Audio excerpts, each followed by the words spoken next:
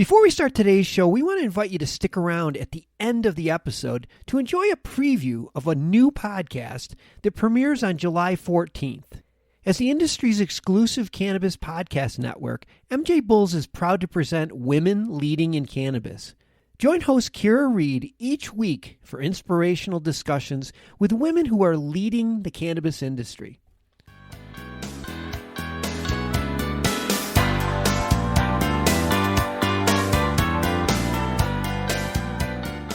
Welcome to another episode of Hemp Barons. On today's show, Joy gets to talk about one of her favorite hemp co-products, hemp seed and hemp oil. Her guest has been producing hemp oil for nearly 2 decades. Let's join Joy's conversation with Roger Gussiaas from Healthy OilSeed.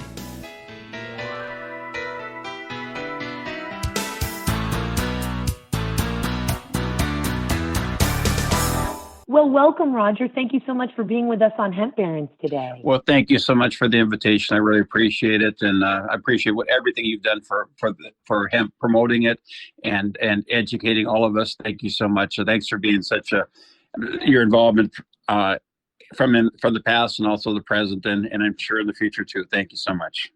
Oh, thank you back, Roger, and the largest thank you because you're involved in hemp grain. As you know, because we've known each other for a little bit of time now, brother, and worked with each other a little bit. I love me some hemp extract. I think CBD is amazing. And also, I've been involved in this plant for 30 years because of the oil seed and fiber aspects of the plant, with my 2 favorite products being hempcrete and whole hemp seeds. As we often talk about on the show, hemp seed is the densest form of nutrition that we can come up with in the seed. It is the highest digestible form of protein in the entire planet animal kingdom. So more digestible protein than soy, chicken, beef, or whey. And why is that?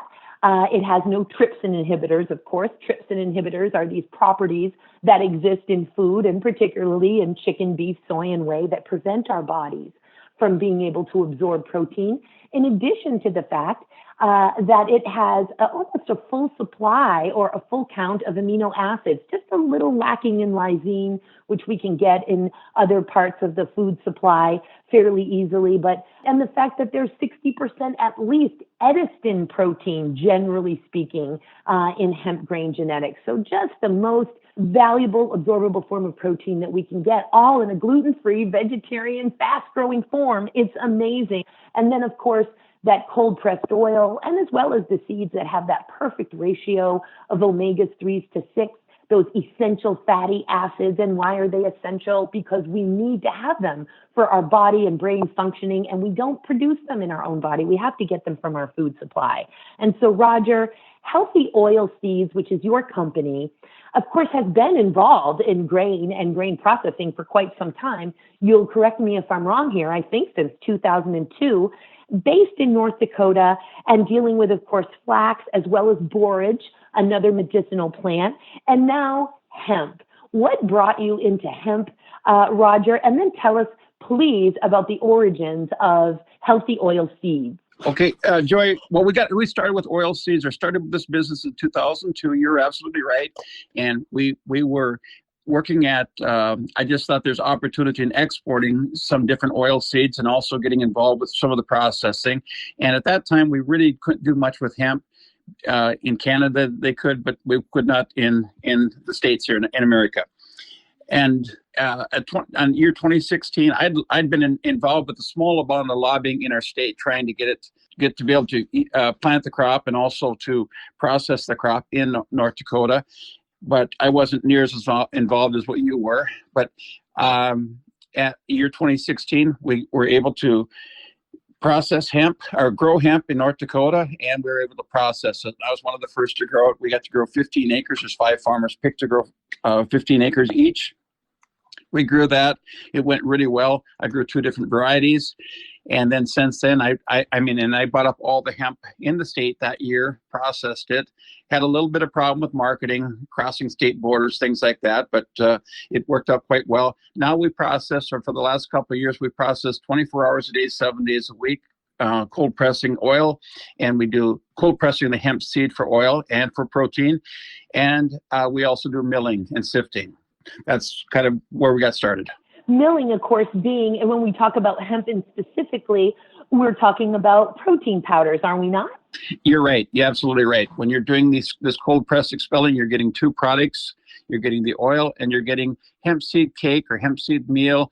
And then that's larger pieces. And we want to break them into smaller pieces so they'll dissolve easier and just easier to work with, depending on what kind of product's being used. But milling to make the particles smaller. Indeed. And folks often think, and I used to think, even as recently as I think 7 years ago, that hemp protein powder came from, you just took those hulled seeds and you crushed them up and it made a powder. Well, no, in fact, that would make a butter, not a powder. That it's truly, that seed cake, which is the co-product.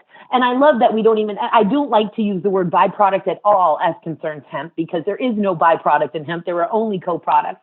I love it that you've taken it a step further and said we get two products when we press that seed. We get that incredibly rich essential fatty acid and omega-rich cold-pressed oil, so nutritious. And in fact, so nutritious that we don't cook with it, do we, Roger? We don't like it to go above 124 degrees Fahrenheit if we can avoid that. Isn't that the case? That's right. Yes, it is a little bit unstable oil. Any oils that are higher in omega-3, it just doesn't work well to go above, like you mentioned, that 124 degrees. It's so. I mean, that's a little bit of a, I don't know if you'd call it a problem, but that's one of the traits of oil seeds that are high in omega-3s. I don't think it's a problem or a challenge at all. I think there are oils that are best for cooking and there are oils that are best raw, and hemp is one of them. And that's all. It's just as simple as that, right? Indeed. And then, so you get that beautiful, rich oil, but what comes out the other side of the press, and I know, of course, because I'm co-founder and senior advisor to Colorado HempWorks, and these presses are going, as they are at Healthy OilSeeds, boys, 7 days a week, and you get this valuable, nutrient-dense, protein-dense seed cake out the other side. And that is what we can then mill into the different protein powders, and with different sizes of mesh, or sifting, for lack of a more descriptive term, so that we would get, with the thinnest or the smallest mesh, we would get the finest and highest content of protein powder. And then as the mesh or sifters become larger in size, we would get more and more of the hulls, which are the shell of the hemp seed, which of course have their own incredible nutritious properties, everything from very valuable dietary fiber to folic acid and other minerals, and the protein powders become from a more green color into a more brown color as the hulls make their way through those largest meshes. And are you doing any toasting over there by any chance, or is everything that Healthy OilSeeds is doing with hemp raw right now? We are doing some toasting or roasting, whatever. I guess I've heard it both ways, and we do some of that. Yeah, definitely. And we've also done a little bit of toasting the hemp seed just to get it a little different taste to the oil. Sometimes we've tried that a little bit, and just giving a toasted hemp seed oil. We've tried many different things, and we want to continue to do that. But it seems like a lot of people, though, prefer it raw. There's not so much demand in the toasting of the product, and just a little bit more demand for the raw product, it seems like. But we do it if we get an order. Indeed. So a custom order, so to speak, it can be done. And I think the toasting or the roasting, as you say, I love using the word roast. I hope you don't mind if I quote unquote borrow that term from you. I think I might prefer roasting. The issue being the same thing with the oil, and that is if you're looking for really taking advantage of all the nutrition that hemp, the true superfood that needs a super cake, has, you go for the raw. Why roast it at all when you know that is going to, I hate to use the word, damage or reduce the true nutritional profile of the seed itself? And are you seeing, as we certainly are, Are you seeing a large demand for USDA certified organic hemp seed over conventional?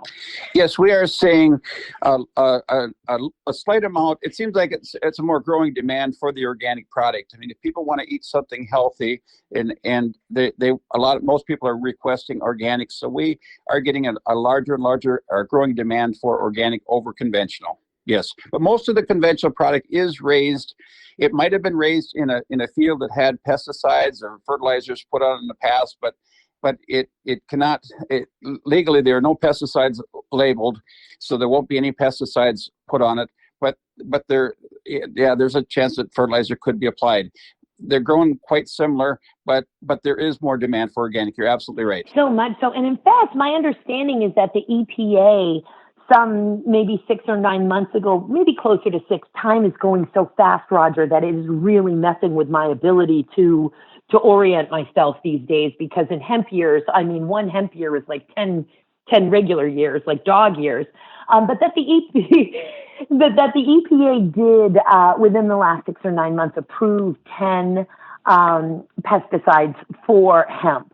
Now, they're not always, they did indeed. And matter of fact, after the show, I'm going to just shoot you that list just so you have the link for your reference. Absolutely. Now, having said that, if we're using regenerative agricultural practices, there are many folks who can grow hemp, even with what folks might consider to be more pristine or organic or regenerative practices than even USDA certified organic requires for that certification. But whether here or there, the bottom line is the market in general, consumers want to see that symbol, they want to see that seal, and there is a demand for it. Having said that, there's lots of conventional hemp throughout North America that folks would not need to concern themselves with just because it does not have that seal. But we certainly understand the market value and the consumer need or desire for that seal. Yes.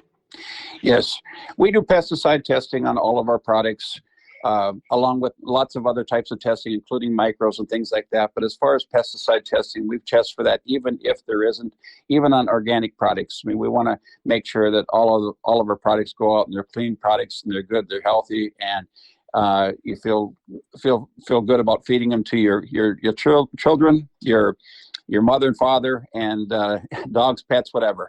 Yes. And I don't doubt it for a moment, brother. You've been involved in this industry for ingesting grains since 2002 at minimum. So CGMPs are nothing new to Healthy OilSeeds, which we love. As a matter of fact, as you well know, many folks are getting into the hemp industry because they're inspired, and we love that. And it's also important that folks make changes in their lives and move from one career to another and find their purpose and do work that they're finding fulfilling and inspiring. And also, in particular, when it comes to human or animal ingestion, if you have no experience at all in manufacturing products, whether they're dietary supplements, drugs, foods, or even ingested via the skin, please familiarize yourself, folks, with CGMPs for manufacturing and the legal requirements for quality assurance and safety. And that's why folks like you are such, and Healthy OilSeeds are such an asset to the growing hemp economy and to the folks who are by the dozens and hundreds all the time. In fact, we know that Technavio is saying that there's going to be a 24% compound annual growth rate in hemp grain between now and 2022 because of gluten intolerance, increased celiac, and because of a need and a search for vegetarian and vegan sources of protein. So it's just so wonderful to have folks like you who have added hemp. Like farmers, we want existing experienced farmers to add hemp into their rotation, and we want to see existing experienced, they're sort of the favorite right now, so we don't do anything to jeopardize these emerging industries with putting out a product that is unsafe or not quality assured.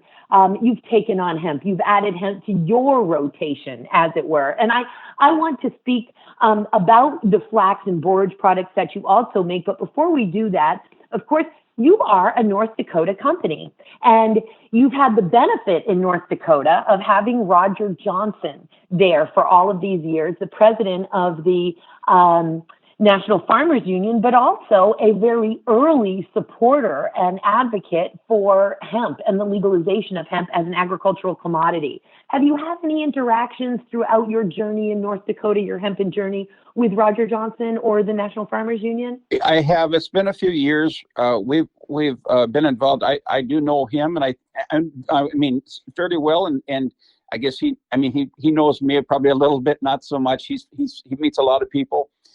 But a wonderful person. I was involved in lobbying him and talking to him, trying to encourage him to promote hemp and hemp growing in the state of North Dakota, get it legal. But he was always for it. It just didn't take any lobbying to convince him. He was always for it and always wanted to see farmers grow it. Also traveled overseas with him a little bit on some trade missions. We do some exporting in our business too. Mostly some of the other oil seeds. We've done business now in 22 countries and 49 states.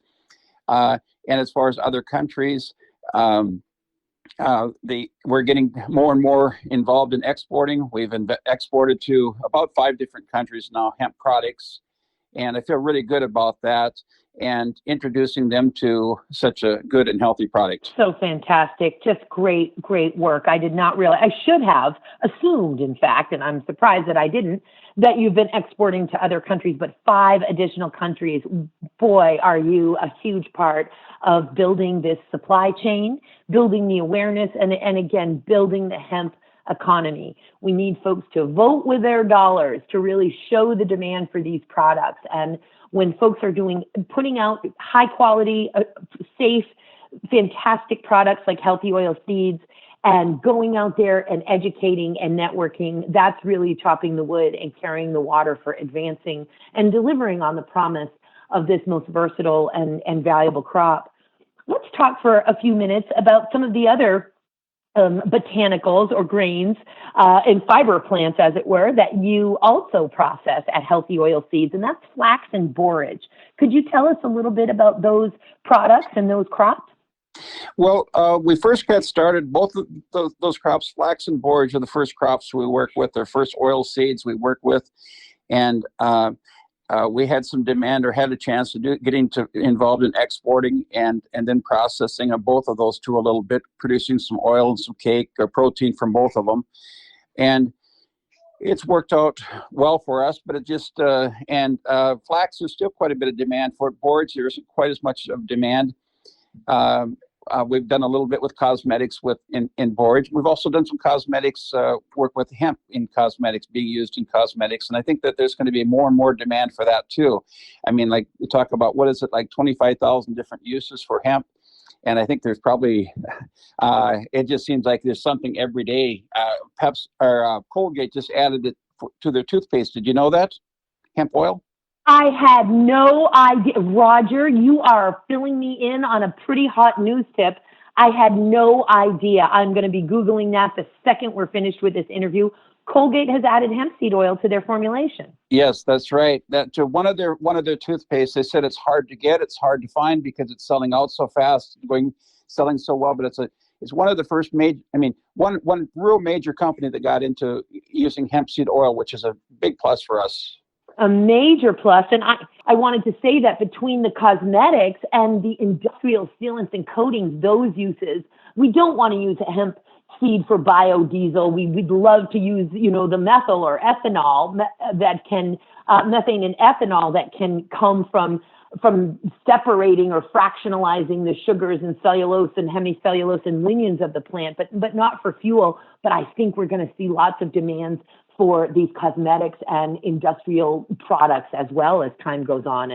And please continue on with borage and flax and however else I managed to interrupt you, sir. Okay. Thank you, Joy. And we've been flax and borage.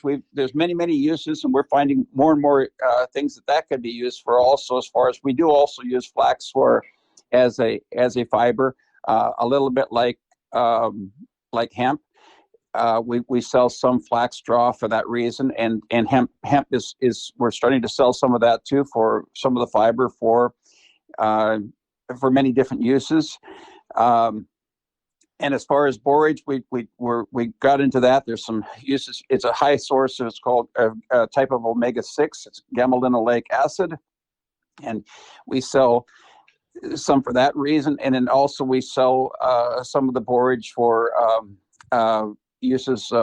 People that have horses like to include that in the ration or as a supplement. Attention hemp farmers, introducing Advanced Hemp, the world's first hemp-specific fertilizing system designed to maximize yield and CBD production. Advanced Hemp's team of 25 PhD plant scientists have been researching the plant for over 20 years and understand it better than anyone. Don't fail to meet your hemp's unique needs like far too many farmers did last year. For heavy yield of the high CBD hemp, feed your crop Advanced Hemp. And you can order online at advancedhemp.com. That's advancedhemp.com. But don't wait, because production is limited, so pre-order now. And that gamma-linolenic acid of which you speak, that is, of course, that's a long-chain polyunsaturated essential fatty acid, which is very difficult to come by. I didn't realize that borage was a source of GMA. That's fascinating. And what has really fascinated me about your answer here is, and you'll correct me if I'm wrong, but it sounds like we're not just processing grain at Healthy OilSeeds, processing the fiber as well. So are you also processing the stalk of the flax plant in addition to the seed, and the stalk of the hemp plant in addition to the seed, Roger? No, we are not. I'm sorry. I didn't mean to confuse you or anything. I'm sorry, or mislead you. We are just selling some of the fiber as far as to some companies that want the fiber, but we aren't processing. I'd love to be in it, though. I think the fiber side of hemp is as promising as the food, or maybe even as promising as the cannabinoid side. I think I'm really excited about fiber, but we're not really in it right now yet. But we'd like to someday. Got it. Of course. We're always talking about in hemp because it's so versatile. You know, we could add a line, meaning adding another aspect of the processing process to the existing facility, right? And one of my biggest heroes in hemp is Albert Dunn of Dunn Agro in Holland. Just absolutely adore him. He's created the Hemp-Bull. He was a great resource and still a major resource, obviously, but we don't have to necessarily import from Holland anymore, thank God. Hurd, or that inner woody core of the hemp plant, processed to a specific geometric particle range and other specifications so that it is a consistent building material for hempcrete, which is that construction infill. And then he added a line. He added the ability then to take that bast fiber, the outer bark of the hemp stalk, and process that into non-woven mats for growing mats and insulation. And then over time, he added a line and made this beautiful hemp-bull combine so that it went and takes the top of these long fiber plants and takes the flowering tops and leaves from the top, which only have about 3 to 4% CBD, not like these marijuana-looking or individually cared for high extract hemp plants here in the United States that have much more resin and much more CBD content, but are only being grown for their extract, whereas Albert Dunn is growing for that valuable stock, as well as that 3 to 4% flowering tops and leaves at the top of the plant. And then he extracts those and has a little CBD product line that helps move the company along for both pets and humans. So we see this ability to constantly be adding a line. And I so hope that your vision eventually comes true for Healthy OilSeeds. You are certainly perfectly situated for that, especially in the great state of North Dakota. And in fact, maybe another way that I could ask the question, which what's coming up, is how on earth are you getting your hands on the fiber when you're processing grain? Because, of course, for Colorado Hemp Works, we're purchasing the grain cleaned, hopefully to our specs, so we don't have to re-clean it, and then we process it. Whereas Healthy OilSeeds is a 3-generation farm. Farming is really in your blood. Are you getting the fiber aspects of this from the crops that you're growing yourself or some other source? Well, we are not farming anymore. I farmed for 38 years. I farmed for a long time, and I lost a son a few years ago, and he was very involved along with this business, our oilseed business, and also our hemp business, and also our farming. He was very involved with it. And I just decided I couldn't continue doing both. So I rent our farmland out. And I grew hemp in 2016. That was my last year of farming. We had a little larger farm, about 5,000 acres, or a little over 5,000 acres.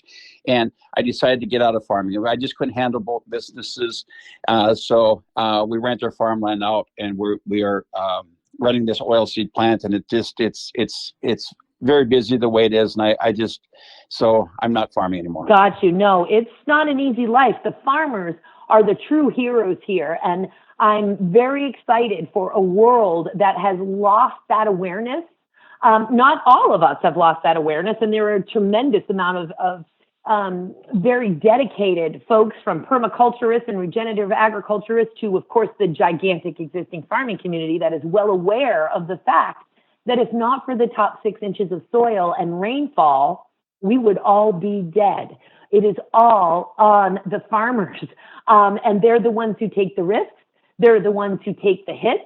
And for folks who think that farming is simple, farmers are meteorologists, farmers are IT departments, farmers are agronomists. Farmers are some of the most intellectual, dedicated human beings that we have contributing to our life on planet Earth. And thank you for the 38 years that you dedicated to serving in that critical role for human survival. And also, you have well earned your retirement from farming, Roger. And we're so glad. Well, thank you, Joy. I appreciate that. And I have 38 years of farming. I love farming. And I have, after getting out of agriculture, production agriculture, or getting out of farming, I have more admiration and respect for farmers than I've ever had. Like you just said that that as far as all of the risk taking involved and it's and you're out of control. I mean, or so many things are out of your control, as far as there's governments that are involved with your business, and there's Mother Nature and the amount of rainfall, or the too much rain, too little rain, not enough sun, too much sun, all these things like this. And it's a very tough business, and I really have a lot of admiration and respect for farmers. You and me both. And when we discussed the fact that in Canada in 1998, as you know, they started to regulate federally, not on a state by state or province by province. Although, believe me, on some days when I'm dealing with 50 different states' laws, I'm thinking, boy, it would be nice to just have a few provinces. But the bottom line is they began to regulate at the federal level hemp as an agricultural commodity, not for extract purposes, but for oilseed and fiber, with federal crop insurance. Right out of the gate, the country of Canada began to do that for 1998. And that accessibility for federal crop insurance is what really empowered the country of Canada to become, and we're giving them a run for their money. And I want to see North American and global success here. And of course, some of our biggest partners and allies are in Canada, and we never forget that.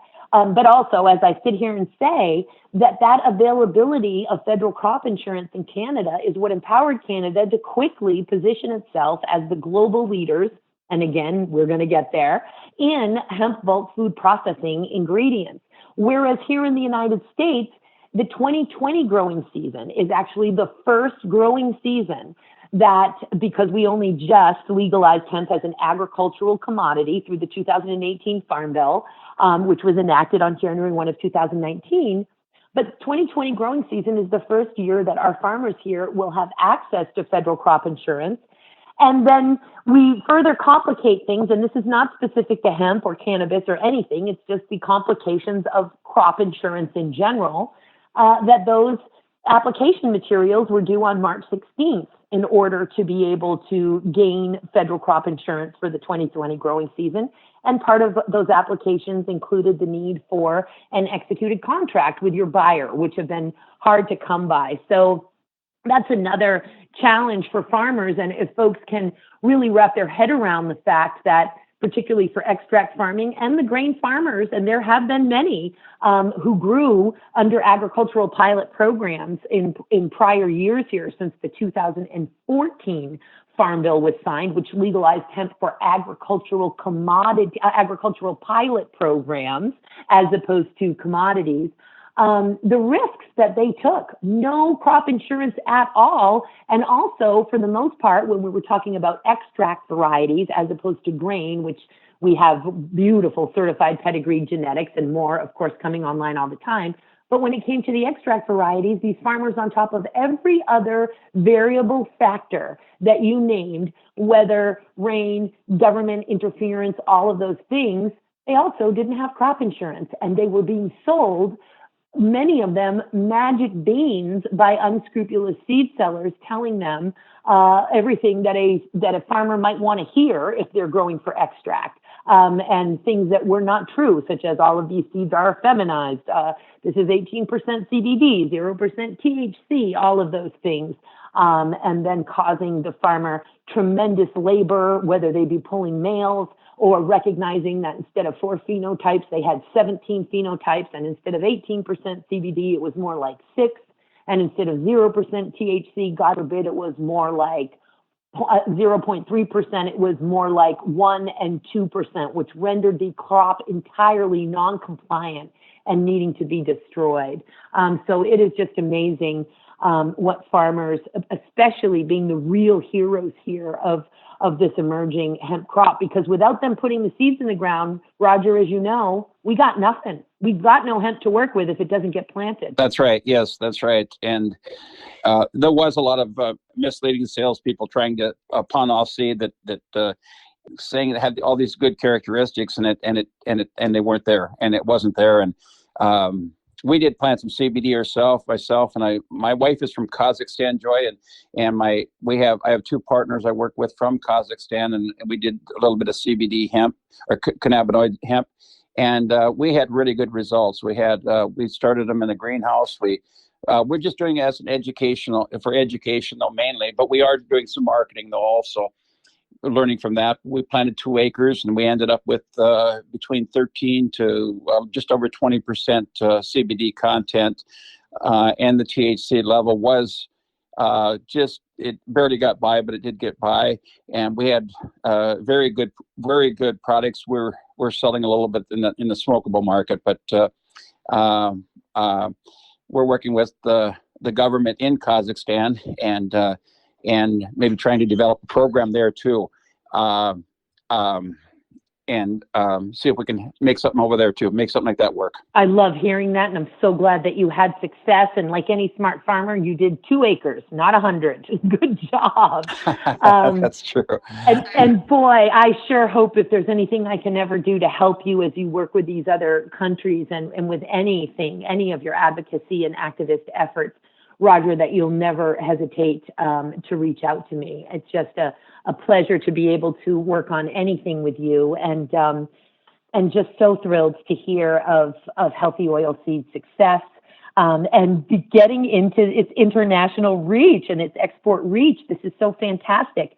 As we close up here, anything on the horizon, whether for Healthy OilSeed specifically or for the hemp foods market in general, that you would want to share with our listeners?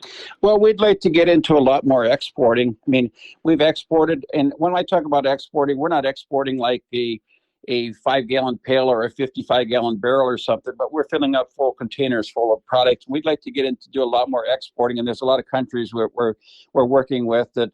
And trying to make something like that work. We're working with potentially in the near future exporting to Brazil, into South Korea, doing some business in Japan. What else? At least a couple more countries though too. But we want to get into more exporting, and that's just to find more markets it's exciting though. The markets in America are very exciting. It's one thing I really like about our customers is that most of them ask for American grown product. And I'm really happy to hear that. And I don't have any problem with our Canadian neighbors, Canadian friends, but it's really nice to hear that they're asking for American-grown, or at least North American-grown product. Indeed. And after all of these years of prohibition, people want to take advantage of our freedom of growing this plant, which has finally been liberated and has reclaimed its place in the broad light of day with all of America's other agricultural commodities. And yes, people are getting real satisfaction from that. And it's really wonderful.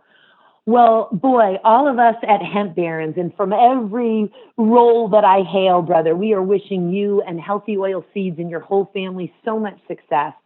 Very grateful to have you on today. Can't wait to have you back. And listeners, you can go right to our website to find all of the links to be able to reach Roger. And Roger, thank you so much for being with us today. And thank you for everything that you do to advance this incredible crop. Joy, thank you so much, too. Thank you for everything you've done. I'm a great admirer of you. Thank you, Joy. So equal, brother. It's a pleasure to be and an honor to be your reflection.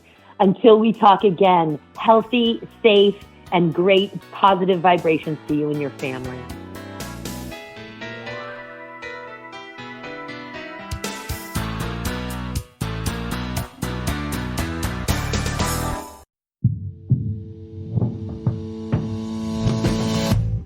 Tell me, boy, you make me so bored.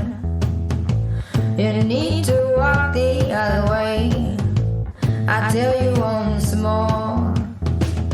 Please get out of my way. I don't want you no more. We're done here, boy. I know you think you're so fine, but you can't see it. I've been wanting to unwind.